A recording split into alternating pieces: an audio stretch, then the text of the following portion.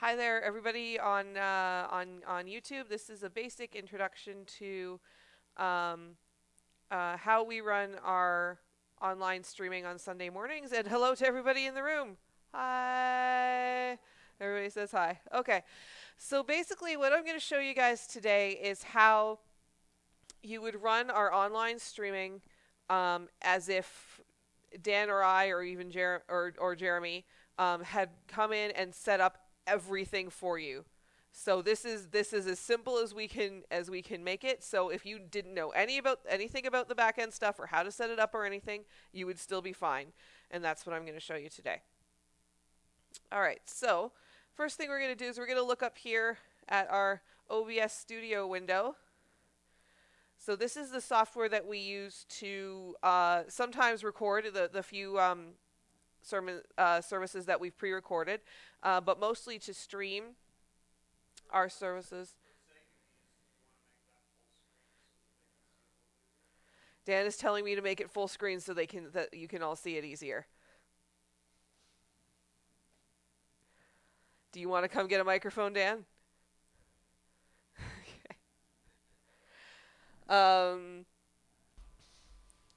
Anyway, so this is a big part of what you're going to be using. Basically, it kind of works similar to PowerPoint. Who in the room has used PowerPoint? Sherilyn. Okay, everybody's used PowerPoint. Fantastic. So it's basically these scenes down here. You see, these are a list of scenes. Sort of think of them as slides, and that's basically what we use to transition between different things on our screen. So right now I'm going to select our opening announcement scene, and then you always have to click transition to switch to the next scene. So I'm going to do that. And there our opening announcements will play. Now this video is set to loop. So basically we try to by 10:30 start streaming our announcements. That just gives people time. They can log in, they can make sure they're connected, they can hear the music. I'm not doing music right now because I think it would just be distracting, but that'll all be going already. And then it'll just keep looping until we're ready. So the next thing that we usually do is we usually do a kid song, right? So whenever we're ready, I like to give a 5-second countdown with my hand as well, and the last two. So I'll go 5. I'm holding up my hands and counting down with my fingers for those of you who can't see me. 5, 4, 3, 2, and then I point when they're supposed to go. And so on 1, I transition over because it takes a second. You see it took a second there to switch over. And now we see what we normally see when Esri comes up and does her song. You can see that little white mic on the table there. And those of you online, it's right here on the table. That is our snowball mic. It's just basically a microphone that records more of an area than just one person's voice. So that's already set up here. You guys don't need to worry about touching that. It'll just do that automatically. That's the other nice thing about these scenes is you don't have to worry about switching audio inputs or where sound is coming from or all that. It's already built into that. And how we do that is we come over here to our sources. Where's my kid song? There it is. So our sources here, this is where we program in, and this will be something in the next lesson more, where our video and where our sound is coming from. And sometimes other things, if there's pictures or what have you. This is basically where our various media is coming from. So the next thing we would go on to is our speaking. So this is actually the same framing from the camera as the previous one. The only difference is it changes you see I clicked over there, it looks exactly the same. The only difference here is it changes the audio input. So from the snowball microphone to now everything that's on the soundboard is coming through. There will be some very basic, and I mean very basic things that you will need to know about the soundboard. I will cover that in the next lesson as well. We're gonna make sure we have a camera set up so we can show that better. And then the next thing we go on to is our live music. All right. And that's where I'm going to make this guy a little smaller here. And that's why I like to have him just kind of up in the corner there, is so that I can use this down here. Now, this is looking a little bit smaller on your screen. Normally, it's a wider screen, but because we're duplicating this screen on a square framed projector, it's giving us a little less space than we would normally have on here. Trust me, normally this all fits very nicely on the screen. It is not this squished. So Sherry Lynn already knows how to use our lovely OpenSong here. But a few basic things about OpenSong. So again, I'm running this, I'm demonstrating this as if this was already all set up for you, ready to go. So here we have our songs. Songs appear in blue. It shows you the title there, and the ID is what section of the song it is. So in this case, it says V1, that's verse 1. Here we have a P, that's a pre-chorus, and then it gives you an example of what the words are there. If you're not sure what pre-chorus means, you can see what the words are there. So there's two ways you can run that. You can just click on whatever slide you want to run, and OBS will automatically pick this up and run it, which it doesn't seem to be right now, is it?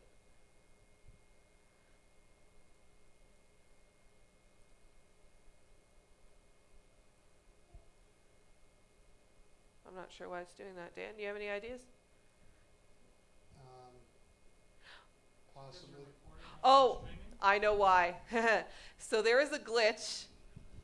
Not really a glitch, but a little thing with OBS. If the screen you are trying to capture is not physically visible on your screen, it won't move it. So now because we're using the projector right now. Okay, so normally this screen here that I'm waving around here, that would be on the projector, which is on what we call an extended desktop. Okay, so basically what that means is that our computer, our computer thinks that it has two screens, and we would normally be showing this off on the second screen. Our OBS program can find it on that second screen, but because we're doing this for demonstration purposes, we only have one screen. So that's why it's not moving. But if there we go. So we still move that over to the So that will automatically show up on the other one when we have two displays. You won't have to move it or worry about it at all. Yeah.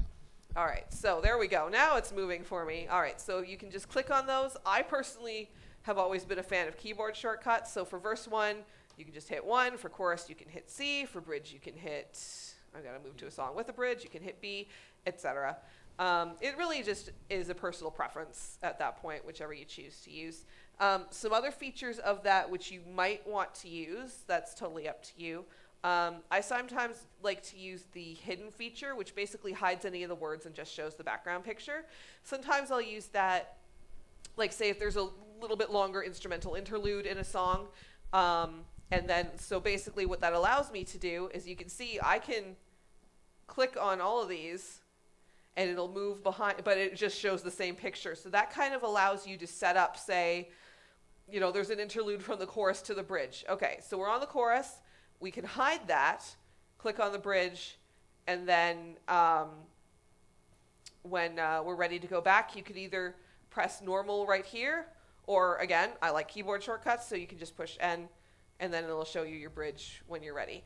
You'd have to know the song pretty well off the top of your head to do that. It's an option if you so choose. If you don't want to do that or aren't sure what the song is or whatever, don't worry about it. The thing I do, like when Brian's speaking or someone's speaking, is I'll put it on black.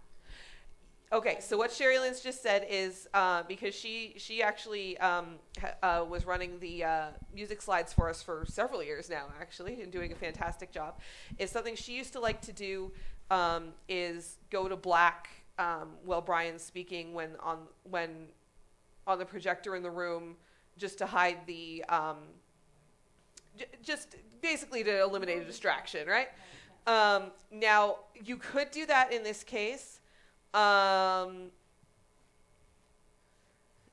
Maybe not as relevant here. There's nothing wrong with doing it, certainly, but you might find you have enough things to keep track of that you don't you don't need to do that. And again, that's a personal preference thing. Like some of these things that I do, it's because I think it might flow better for people watching it or look better or whatever. If you start with the simple stuff, and then those are like little things that you can add later on, and that's totally up to you. Okay. So there. All right. So we're going to pretend that we're in the middle of our song service. We finished our song service. Now we're going to come back to our OBS here.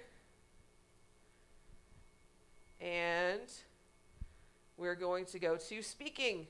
Now you'll notice there are two speakings. There is speaking and speaking with scripture. What do you think the difference is? One of them shows the scripture on the left-hand side. So I'm going to transition over. Dan, if you want to just stand up there.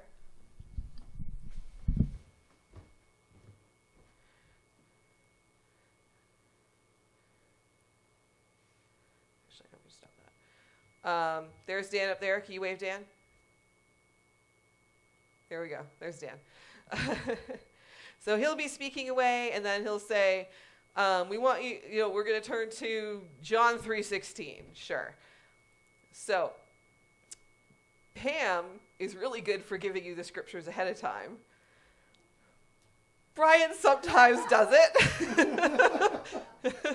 He's got a lot on his plate. That's not really a criticism, just a statement of fact. I honestly, once you get used to doing it, I find it pretty easy to just do it on the fly. And then also sometimes, even Pam will sometimes forget to give me a scripture that she put in there because it's hard to go through and skim through and find all of them sometimes. So if you either click scripture there, or again, with my keyboard, I like to press S. And here we have our scripture lookup. So you can see there is Old Testament here on the left, New Testament in this column here, and then paragraph is the chapter. And then we have from verse. So let's say, all right, so we'll do John 3:16. So there's John chapter 3, verse 16. So that'll give us just that one verse. What I started doing a while back, because you're never quite sure how much after they're going to read, I usually just click on the bottom of the chapter and add all of it. It doesn't slow it down or anything like that, but it just means that you don't have to go back into this if they decided to read more than just that one verse. So up here, no, usually we use NIV. Pam especially likes to use King James or the Message from time to time.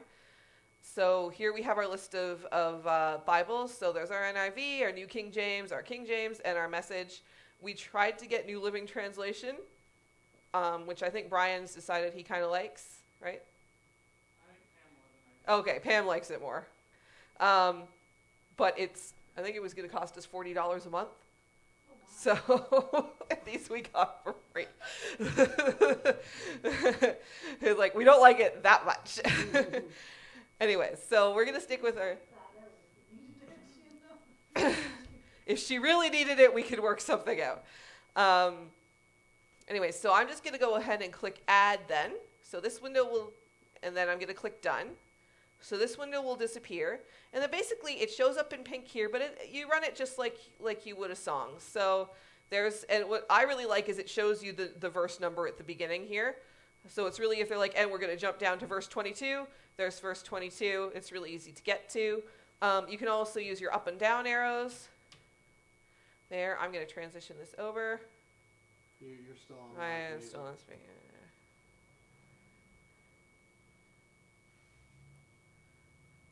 Why is it doing that?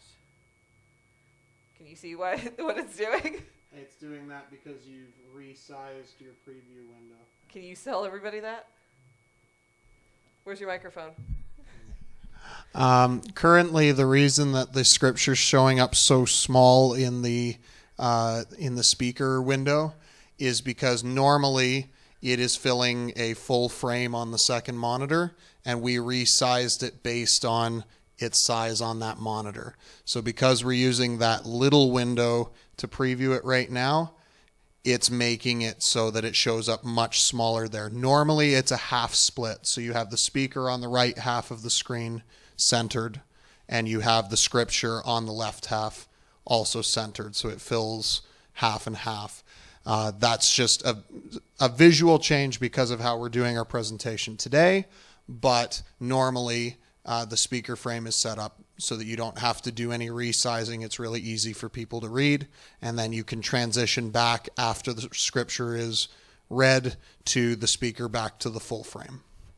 Yeah, one other handy thing here, this transition button here, it will, unless you select a different scene, it will just keep transitioning back and forth between the two, which is really handy, especially during sermons. You don't have to worry about selecting speaking with scripture and then transition and selecting speaking and transition. You can just go back and forth with those really, really easily, which gives you time to deal with this down here at the bottom. All right, so let's pretend that our sermon is over, and Brian has said his lovely Aaron's blessing with his hands all raised, looking very ministerial. Thank you. We actually have, now I don't know if the people in the room here have all seen it. We actually have a credits video that we run at the end of every service. So again, that's just another scene here. So we just select credits, and then we would click transition, and there's our credits video. And you can just let that run. You've never seen it?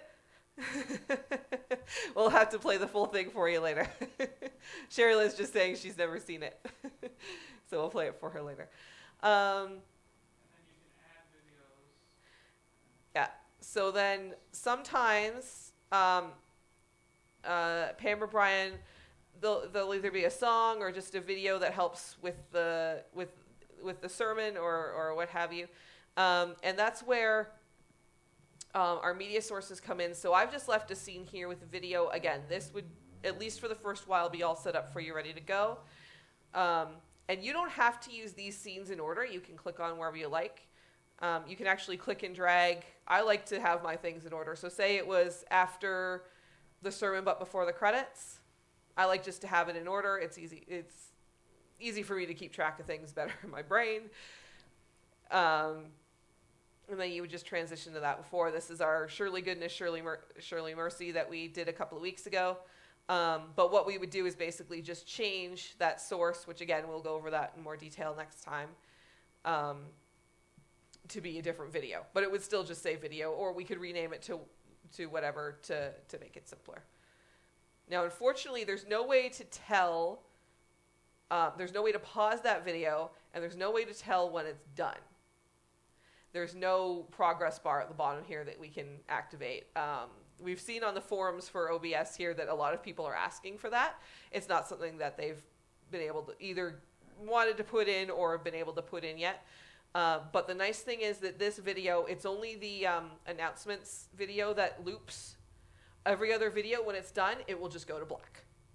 And then you can transition to whatever slide you want from there. And then that's the end of the video.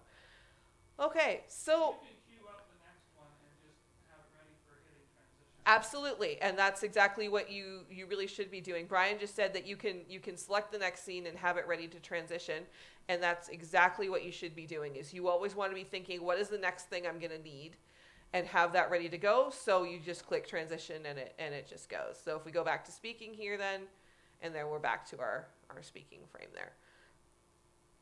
Okay, does anybody have any questions before I go on to the next bit?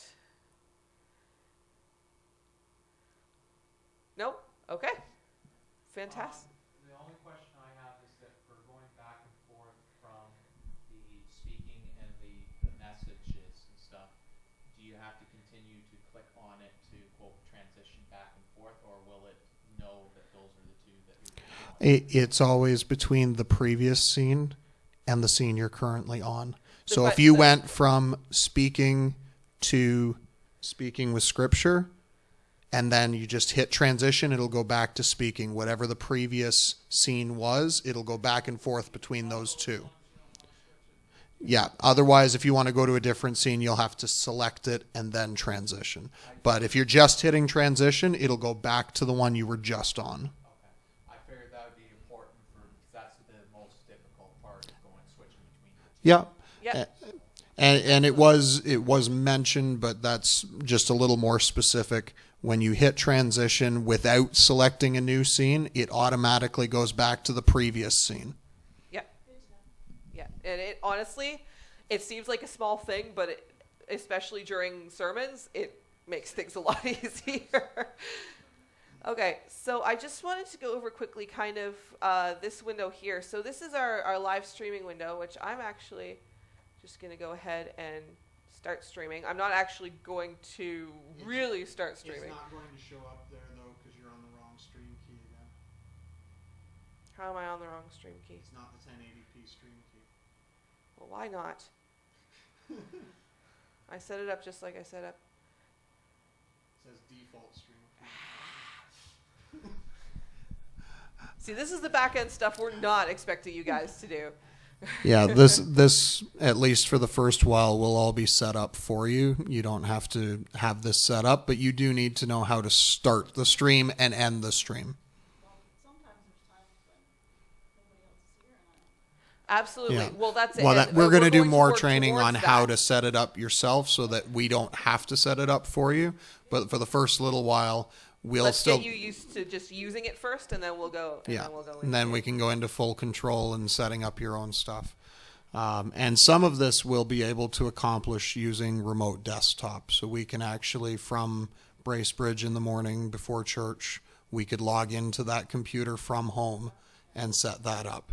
So we will likely be doing some of that for the first little while. Just it means we don't necessarily have to drive in, but it means that it's a little more user friendly for people until you get more comfortable with it. Yeah. Should you be in Bracebridge remotely setting that up, and then the stream is going and something goes wrong that you anticipate, can you correct it remotely from there if we needed to? Okay, so the question was, if Dan and I are in Bracebridge and something goes wrong, and we need to correct something, can we correct that from Bracebridge? The short answer is yes. It depends what the problem is. If the internet goes down, there's nothing we can do from Bracebridge because we need that to log in. There's also the reality that even if we were watching the stream and something went wrong, we're seeing a delayed version, so there's going to be some gap time there to fix it. It's not like we can fix it immediately as it happens. So that's one of the reasons that with the future trainings, we will go into some basic troubleshooting, because the best person to fix it, if it can be, is the person who's sitting right there at the computer, because you're seeing things before anybody else. Yeah. The other thing I was going to just mention, it's not that relevant right now, but if you notice in the presentation window that the camera was extremely delayed when Leah asked me to wave, you didn't see it for a while. One of the things that you'll again, we'll talk about more later. I was going to say, But the video is, we're delaying the audio to sync it up with that video because we're using a camera that's a network camera. It takes time for that signal to reach the computer and be processed. So don't be alarmed when you look at the video and it's way behind, but you should be timing your changes based on the video, not on Nope, because it's still the changes all just come in the same order. yeah. The only thing you have to, and I was going to go into that, the only thing you have to wait for is the end. Yes. Yes. But I guess I was mixing the two, because we're talking about for the actual live stream, you have to look at that live stream window for ending the stream. Yes, which I was just about Okay. to So go we're into that. going into that now. Okay, so It's about a 3-second delay. no, it's longer than that. 20 seconds. Anyways, okay, we'll get into that. Okay, so the first thing, we're going to kind of backtrack here. So the first thing, when you come in, your screen should look similar to this. Again, you will have more space on your desktop, so everything won't be overlapped and scrunched together. I'm just trying to show you. I'm making this YouTube screen bigger here. You're still on default stream key.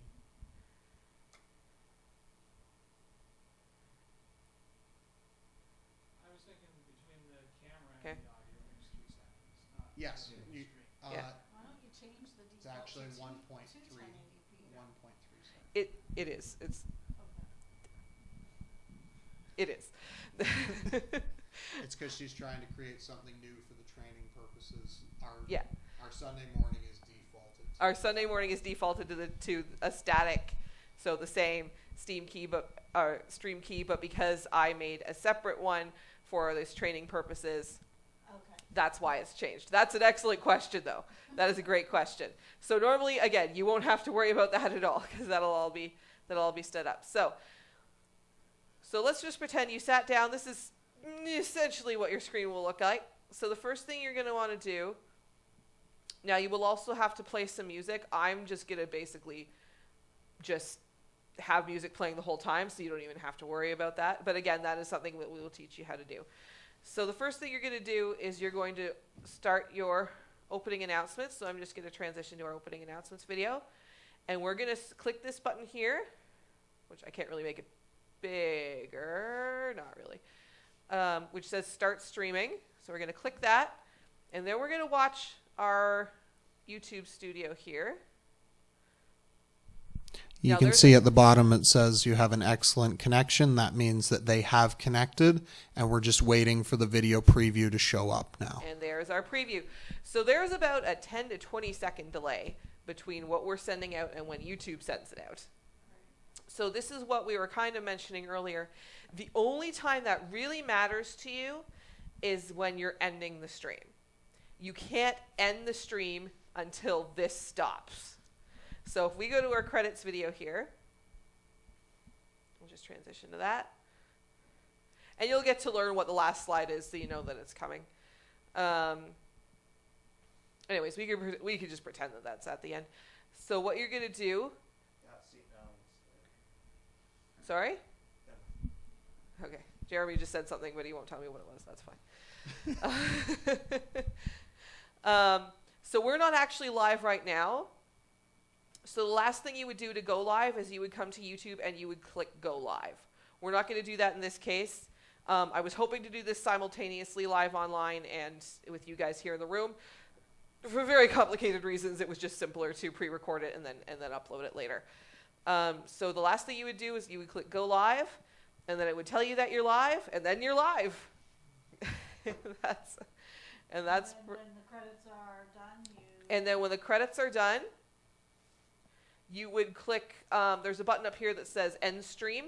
It would switch from go live to end stream. You would end the stream, and then you would come back to OBS, and you would stop streaming. Which the nice thing about this is, if for whatever reason you had to stop streaming for a moment, you don't actually have to turn this off and end the stream. Like say somebody tripped and fell or something, I don't know.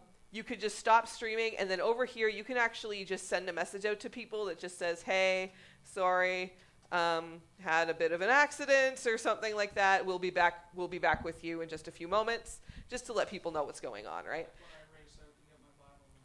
Yes, the one time that Brian had to race to the back and get his Bible. We just gotta pause things for a minute. So that's pretty much it. Does anybody have any questions? I know it's a lot to absorb, and it's one of those things that definitely once you sit down and actually try to do it, I think you'll realize that it's a lot simpler than just watching somebody do it, especially, again, if we have it all set up ready to go for you. Basically, 3 programs. The one with the music and or scripture, Mm-hmm. the OBS, and the YouTube. So Brian was just saying there's basically 3 programs that we're using. There's this one called Open Song, which is for our song lyrics and our scriptures. There's OBS, which manages all the scenes and all that, and then there's our actual YouTube streaming page. And for the purposes of this kind of introductory, just running a service, of just running a service, the YouTube window is basically going to only be click go live, click end stream. Those are the only 2 things that you have to do in that window. Yeah. Most of it happens in OBS and OpenSong. So Yeah. those are the two. And I'm going to suggest maybe once we're done the training live here in the room, if you guys would like, we could walk you through doing a quick mini service, and you could actually try it at the computer and ask your questions so you get a hands-on as opposed to just watching this. Yeah. Or today, like it wouldn't take. I was gonna say by the next time you may need to do it again. Yeah. So I would say if we take even a few minutes for each person just to try clicking through a couple of those things and ask those questions, that would be valuable. But we won't make that part of the recorded video. That'll just be after we finish. Yeah. So the next training session, I'm just gonna stop the recording here in a moment. The next training session will be 2 weeks from yesterday. So Saturday, what was that day? I think it's the 12th. Saturday, September 12th. Right now, I'm tentatively saying 1 p.m. I think that's a good time for us. Haven't double checked that with Pam, the scheduler of all things. But yeah, September 12th at 1 p.m. Will be the next one. And we're going to go into a little more depth of how to enter the songs in, how to maybe change a couple of the sources. Like if somebody said, "Hey, can you play this video today?" That you could figure that you could do that. And there's honestly, and how to set up the stream on YouTube. Yeah, that'll be some of the things that we cover in the next session. So, What time is it at? 1 p.m. The question was, what time is the training at? 1 p.m. So I'm going to say goodbye to our online people for now. We're going to let a couple of the people in the room here give this a little bit of a try. If you have any questions, please feel free to contact me. If you don't have my contact info, just contact the church, what's the church's phone number? 705-324-1552. All right. So have a great day, and hopefully we'll see you soon.